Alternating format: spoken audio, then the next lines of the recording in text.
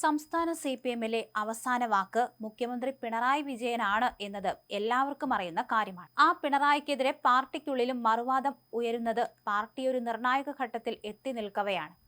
തദ്ദേശത്തിലെ തോൽവിയോടെയാണ് മുഖ്യമന്ത്രിക്കെതിരെ ചോദ്യമുയർത്താൻ പാർട്ടിയിലെ ചിലർക്ക് നാവ് പൊന്തിയത്.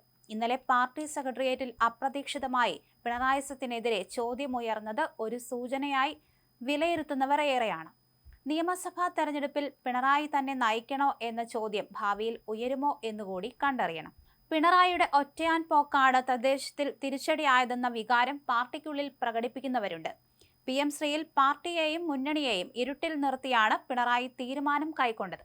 ഇത് തെരഞ്ഞെടുപ്പിൽ തിരിച്ചടിയായിരുന്നു. ഇതിന് പിന്നാലെയാണ് ഇപ്പോൾ ഗവർണറുമായി ഒത്തുതീർപ്പുണ്ടാക്കിയത്. VC നിയമന വിഷയത്തിലെ ഈ ഒത്തുതീർപ്പ് പാർട്ടിയെ അറിയിക്കാതെയായിരുന്നു. ഇതിലാണ് ഇന്നലെ സെക്രട്ടേറിയറ്റിൽ ചോദ്യങ്ങൾ ഉയർന്നത്. അതേസമയം ഒത്തുതീർപ്പ് വേണ്ടിവരുമെന്ന് CPM സംസ്ഥാന സെക്രട്ടേറിയറ്റ് യോഗത്തിൽ മുഖ്യമന്ത്രിയാണ് പറഞ്ഞത്.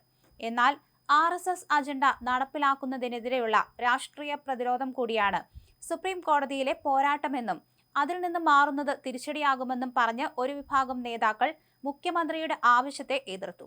PM ശ്രീയിൽ ഒപ്പിട്ട അനുഭവം ചിലർ ചൂണ്ടിക്കാണിച്ചു. എന്നാൽ ഒത്തുതീർപ്പിലെത്താതെ മുന്നോട്ടു പോകാനാകില്ലെന്ന് മുഖ്യമന്ത്രി ഉറപ്പിച്ചു പറഞ്ഞതോടെ സെക്രട്ടേറിയറ്റ് അംഗീകരിക്കുകയായിരുന്നു. തെരഞ്ഞെടുപ്പ് അവലോകനത്തിനായി ചേർന്ന യോഗത്തിലാണ് വിഷയം ഉന്നയിച്ചത്. ഇതിനു മുമ്പ് തന്നെ മന്ത്രിമാരായ P രാജീവിനെയും R ബിന്ദുവിനെയും മുഖ്യമന്ത്രി ലോക്ഭവനിലേക്ക് അയച്ച് ഒത്തുതീർപ്പിലുള്ള ആദ്യഘട്ടം പൂർത്തിയാക്കിയിരുന്നു. ഏതൊക്കെ ഉപാധിയിലാണ് സർക്കാരും ഗവർണറും ഒത്തുതീർപ്പുണ്ടാക്കുന്നതെന്ന് സെക്രട്ടേറിയറ്റ് യോഗത്തിൽ മുഖ്യമന്ത്രി വിശദീകരിച്ചിട്ടില്ല. ചർച്ചയും ഉണ്ടായിട്ടില്ല.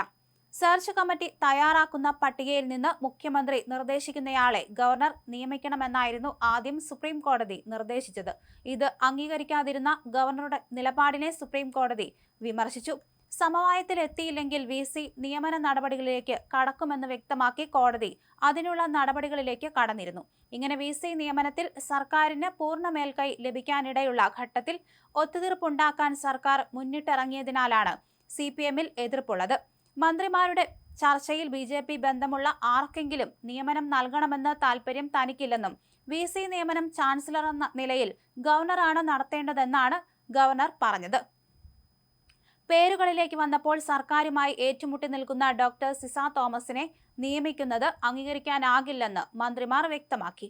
ഡിജിറ്റൽ സർവകലാശാലയിൽ ഡോക്ടർ സജി ഗോപിനാഥിന്റെ പേര് മന്ത്രിമാർ നിർദ്ദേശിച്ചു. എന്നാൽ അവിടെ നടന്ന ക്രമക്കേടുകളിൽ ഓഡിറ്റ് നടക്കുന്നത് ചൂണ്ടിക്കാണിച്ച് അദ്ദേഹത്തിന്റെ പേര് അംഗീകരിക്കാൻ ഗവർണറും തയ്യാറായില്ല. ഇതിനുശേഷമാണ് മുഖ്യമന്ത്രി ലോക്ഭവനിലെത്തി ഗവർണറെ കണ്ടത്. സജി ഗോപിനാഥിന് നിയമനം നൽകാൻ സിസയുടെ പേരിൽ വഴങ്ങാനുള്ള സന്നദ്ധത മുഖ്യമന്ത്രി അറിയിച്ചു.